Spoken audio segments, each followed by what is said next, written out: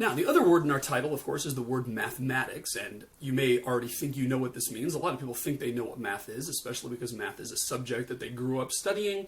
It's not something like economics or sociology or computer science, which we might only have discovered in college. It's something that every grade schooler takes. They take math along with science and social studies and English and reading and all those sorts of things.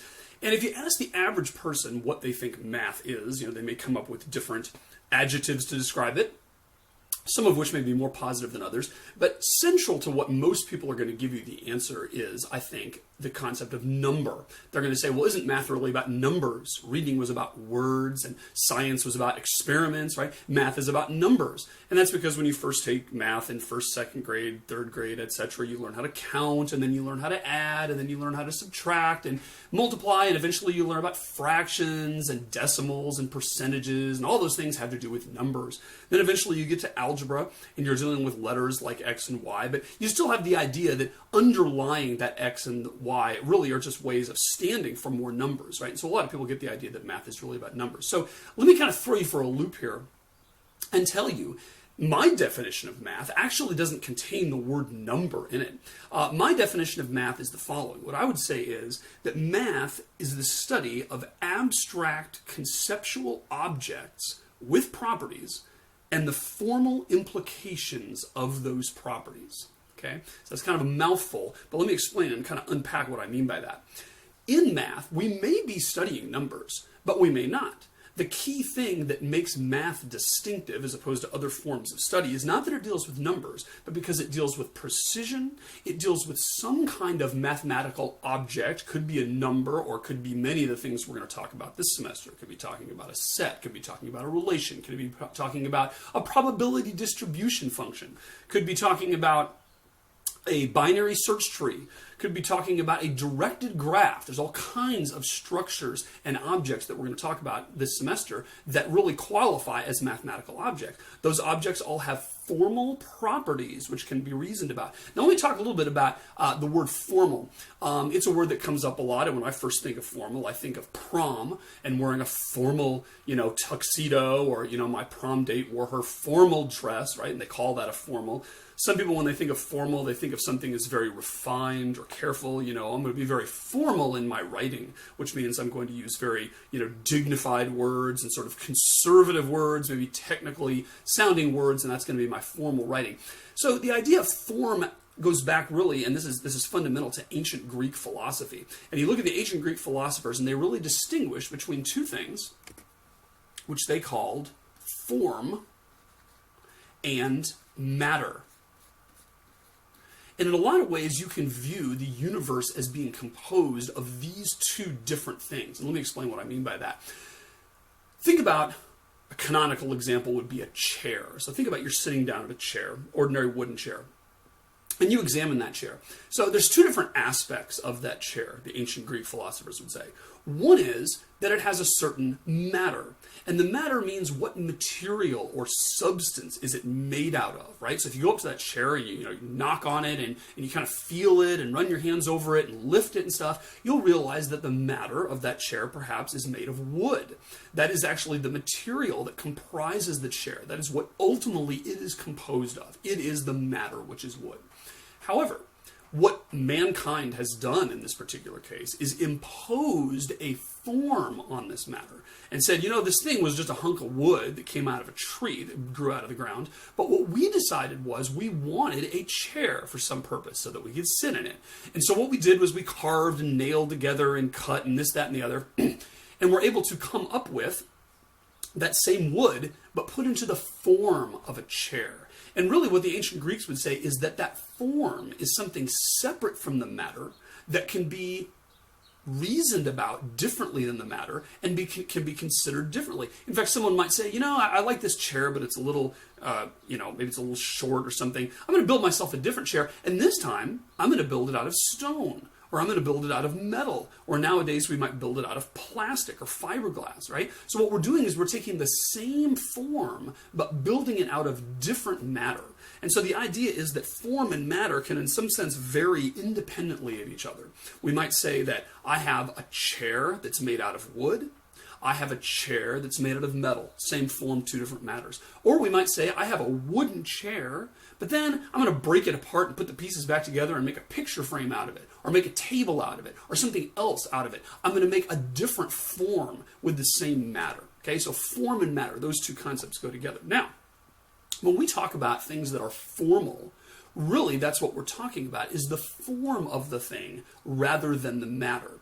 And what that effectively means is that we can, without worrying about the details of what's underlying something, without worrying about what something's ultimately made of or what something is ultimately referring to, we can simply reason about its form. If I see a chair, I can sit in it. I don't need to worry about, oh wait, this is a stone chair, so maybe it's not for sitting in. Maybe it's for, putting my clothes on, or maybe it's for setting a table on. I don't need to know any of that, right? It's a chair. It doesn't really matter what the matter is. What matters is the form. Okay, so in mathematics, when we talk about the formal properties of an object, what we mean is the things that have to do with just the external structure, which frees us from having to worry about what things actually represent and just deal with the way that the symbols are manipulated. Because when people say formally, this is expressed as blah, blah, blah, when you read that in math, what they essentially mean is, let's express this in terms of symbols. Let's express this precisely and unambiguously in terms of symbols that we can then put together according to our formal rules in order to deduce certain things. And you know what? We don't really care what the symbols stand for at that point. If I go and I make some kind of equation, and I say, x minus y equals 3. We don't really care what the x and y represent, maybe. Maybe those are heights of different people. Maybe those are IQs of different people. Maybe they're the ages of different children. Maybe x and y represent different, depths inside an oil well. Who knows what they are, but if we can say that x minus y equals 3, and then we can say x plus y equals 1,000, we can use the rules of algebra to solve that, and we can solve that not even knowing or caring what x and y ultimately refer to. Because at that point, we have taken something that's maybe in the real world, maybe it represents points in an oil well, maybe it represents ages of children, whatever, and we've abstracted all that out and said, let's just have the formal properties. Let's just have the chair part, and we don't even need to worry about the wooden part, and let's manipulate those symbols according to the formal rules of algebra and come up with our answer. And that answer is going to be good regardless of what the underlying matter is. In other words, it doesn't matter, that's really where we get that phrase, what the underlying things that are being represented are. What matters is simply the form. And as long as we have the form, we can simply do all that reasoning. Okay. So that's an idea of what formal means. And when I say in my definition that math is really the study of these mathematical objects, these conceptual objects, and really there's no other word for that than just a thing or an object, right, that has certain known formal properties, what we're going to do is sort of think that out, reason out the implications of those properties, and we'll realize that we can draw certain conclusions regardless of what it's representing. We know that if we have two equations, two unknowns, we can solve it even without knowing what those variables really refer to in the real world, because we're simply dealing with the form. Okay, so that's what formal really means. And let's just look at some examples of some things in this class where we will deal with mathematical objects that are not numbers. All right, so if I make a little example here, here's something we'll come up with in the very first unit. We're going to discover that if I have a set A and I intersect it with a set B, we'll learn what all these terms mean, that is always going to be a subset of A union B. That is a formal property about sets. Sets are a certain kind of mathematical object. There are certain formal operators on them, like intersection and union and subset. And this is something which is true, and we will prove that it is true. And it turns out to be very, very useful that it's true, regardless of what those things stand for. Notice there aren't any numbers on the screen right now. This is not about numbers. This is about formal objects that are not numbers. Here's another example. Suppose I end up having some kind of network that I want to put together in my office. And I'm going to say there's a bunch of computers here in different rooms that need to be connected. Maybe there are different places in the ductwork where I could run some pipe or some wire or something if I need to. And I'm going to sort of draw these on here. This, by the way, is a graph. This is a mathematical subject called a graph, which we will deal with a lot when we get to Unit 5. And basically what this means here is that each of the nodes represents a computer, and each one of the lines between nodes represents that that is a potential place where I could run some cable in my building if I wanted to. And each of these, it turns out, has a certain distance, like maybe this is, 5 or 50 meters, and this distance over here is 40 meters between those two, and this one here is also 40. These two are a little closer. This is only 30 meters apart. Maybe this down here is 20. Maybe this down here is 10. Maybe this is 20. Each one of these things has a certain distance on it. Now, if I'm smart and I want to minimize the amount of money I'm going to spend for this thing, of course, what I want to do is connect all the computers to my network using the smallest amount of cable. Duh, right? It doesn't do me any good to lay these big, long sections of cable all throughout the thing when I could have connected them in a more efficient way, because, of course, I want to minimize the amount of resources I use. So one thing we'll learn about in this class is that there is an algorithm for this. There is a known procedure for figuring out what is the best, and best means least amount of material used, way to connect this. And we might discover that if I connect these two nodes right here, and these nodes right here, and these two here, and these two here, and these two here, and this one right there, maybe it turns out that that is the so-called minimal spanning tree. And that's one of the notions that we'll learn. The minimal spanning tree of a graph. What that essentially means is that that is the choice of edges or links between nodes that I could choose to lay my cable on, such that I will in fact connect everything, and you can tell that every computer is ultimately connected to every other computer here through some path. And yet what I've done is I've minimized the amount of cable I will need to lay. Now, there are some numbers on the page here. These things are numbers. But the fundamental mathematical structure we're dealing with is not a numeric one. It is a structure called a graph. And a minimal spanning tree, a tree is actually another structure called a graph. And that's what this red thing represents, is a tree rather than a graph. And we'll go over all the difference between those things. But again, this is an example of something that will come up in this class, which is absolutely math, and yet is not necessarily dealing very much about numbers. All right, now there's some more examples. Suppose I said, UMW.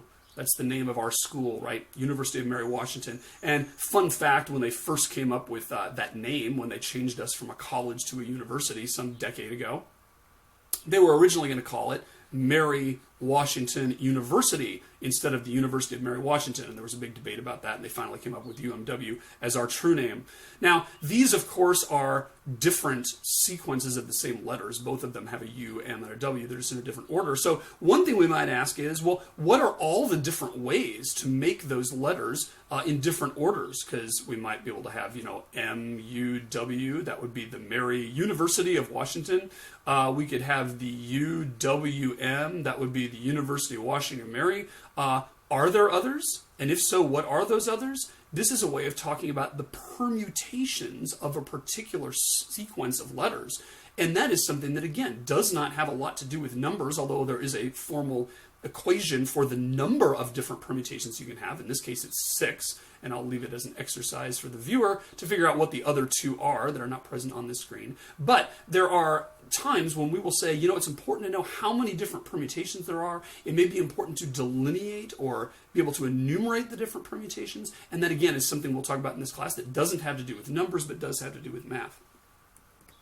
Here's another example.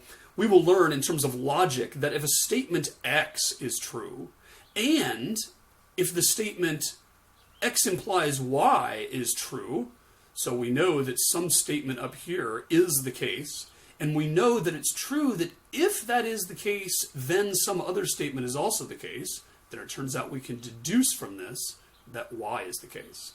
So if X means I am an adult, and Y means I can drive legally because adults can drive legally, then this implies that I can drive legally.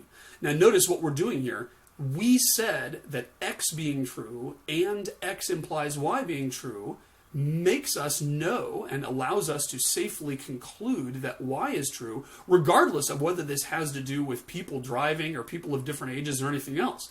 We're dealing here with simply the formal properties of these logic statements. And what we're going to find is that regardless of what X and Y actually mean, this is a safe conclusion we can draw because of the rules of logic. This is called logical entailment. And this is at the heart of artificial intelligence systems and how they conclude new information from old information, even though computers don't really understand what anything really means.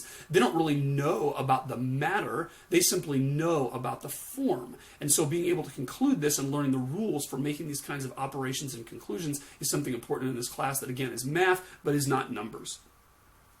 One last example, you've probably heard of a palindrome. We could have a palindrome like race car. That's a palindrome because it's the same forwards and backwards. If I say R-A-C-E-C-A-R, that's the same as R-A-C-E-C-A-R, same forwards and backwards. Now, you may realize that I can make another palindrome. It won't be an English word, perhaps, but I could make another palindrome by adding the same letter to the beginning and the end. Now I have race cars, and then maybe if I add another letter to the beginning and the end. Now I have race cars.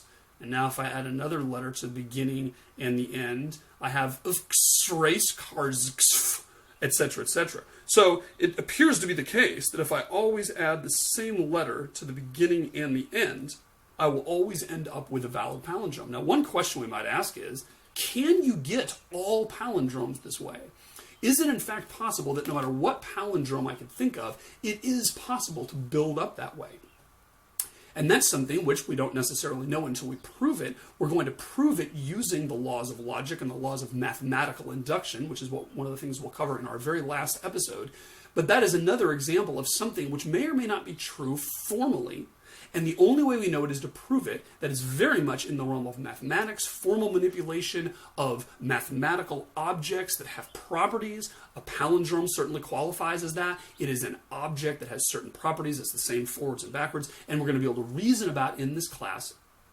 Even though it doesn't really have anything to do with numbers, it's simply going to be part of the mathematics that we cover. So that's discrete mathematics. Discrete as opposed to continuous. Mathematics, not necessarily in the sense of numbers, but in the sense of formal objects that we can reason about. And that's really what we're going to be covering throughout the entire term. So I look forward to seeing you on the next episode of All the Math, Volume 1.